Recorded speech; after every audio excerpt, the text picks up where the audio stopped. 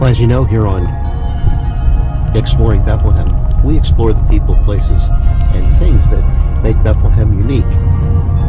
Today we're going to turn our cameras and our storytelling to an event, something that happened almost 150 years ago, and something that has gone on record and remains on record, in fact, as one of the more notorious events in the history of Bethlehem. And to tell this story, we have to take a ride to the extreme northern part of the city on a stretch of roadway that hasn't changed much since 1880. It runs at this point parallel to the Monocacy Creek, and one can easily imagine that this is exactly how Bethlehem looked a century and a half ago.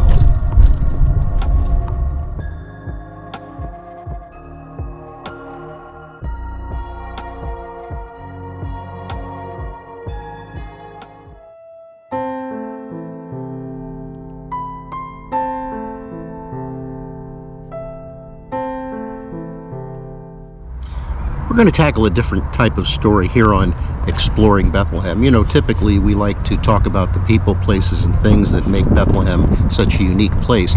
Today we're going to talk more about an event, something you may or may not have heard of. But the idea for this story was brought to me by Joe Kramer. And it's a different kind of story because it concerns what is reputedly the first lynching ever to take place in the state of Pennsylvania. Now, is that true?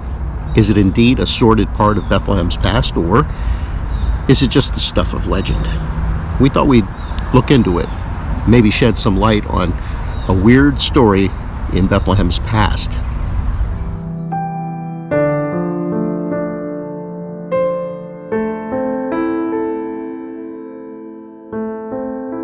Since its earliest days, Bethlehem has been an innovative community, a place where many firsts have occurred.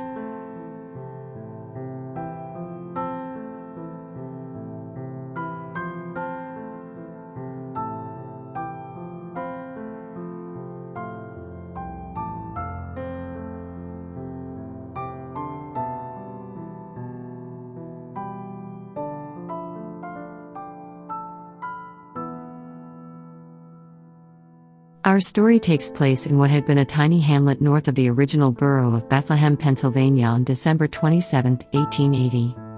Santee Mills was the town.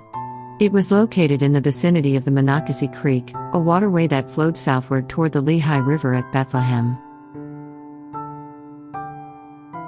In 1880, Jacob and Annie Giegel lived with their 3 children in the town of Santee Mills near Bethlehem.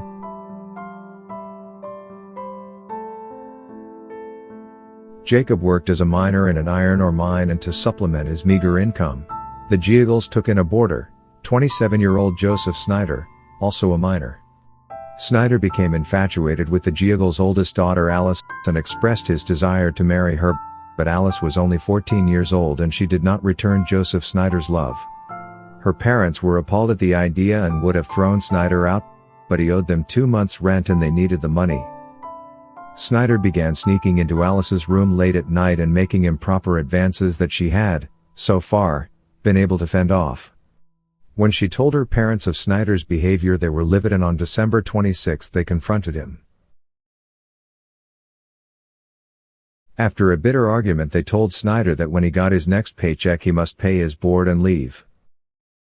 That night, after everyone was asleep, Snyder, wearing just a shirt, took an axe and quietly went into the room where Jacob and Annie were sleeping. Using the blunt end of the axe, he smashed both of their skulls, then with the sharp end began chopping, nearly severing Mrs. Giegle's head.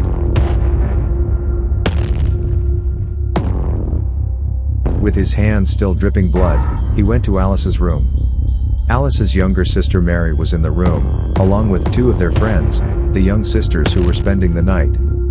As Snyder tried to sexually assault Alice, the other girls screamed and shouted murder. Snyder got up and locked them all in a garret room. He changed his clothes, and while the girls watched through a stovepipe hole, he burned his bloody shirt.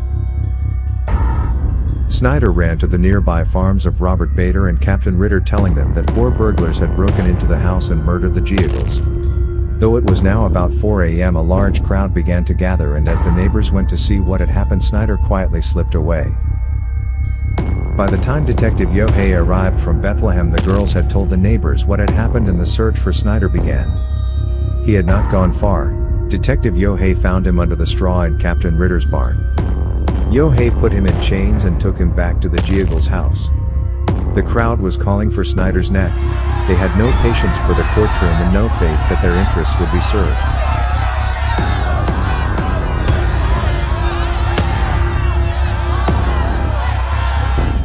But Yohei kept the crowd at bay until the coroner arrived at 9. They took Snyder to the room where the body's still laying, and Reverend Brendel of Bethlehem asked Snyder, "Did you do this dreadful thing?" He answered, "Yes, I did." The crowd, which had now grown to more than 200 men, did not care to hear the answer. They rushed in, pushing Yohei out of the way, and threw a noose around Snyder's neck. It was too late to stop them, but the Reverend implored them to pause, and he said to Snyder, "They will make short work of you. Do you want to say a prayer?" Snyder replied, "No, I want to be hung. I never said but one prayer, and that is enough." They dragged Snyder outside, then threw the rope over the limb of a chestnut tree. 50 men pulled the rope to hoist Snyder off the ground, with another 50 trying to get a hold. When he was swinging, they tied the rope to a fence and let him hang for half an hour until they were sure he was dead. Snyder was lying dead on the ground when District Attorney Onstead arrived, and no one would say who was responsible. The matter became an embarrassment for Onstead. It was the first recorded lynching in Pennsylvania's history, and there were calls from politicians, judges, and newspapers to prosecute the mob. But Onstead knew the lynchers had not been criminals or troublemakers, but honest miners and farmers. His own father had been among them. He also knew that if he tried to prosecute, they would stand together again, and the results might be even worse. Though he did issue 12 indictments against alleged ringleaders, there is no indication that anyone was ever arrested.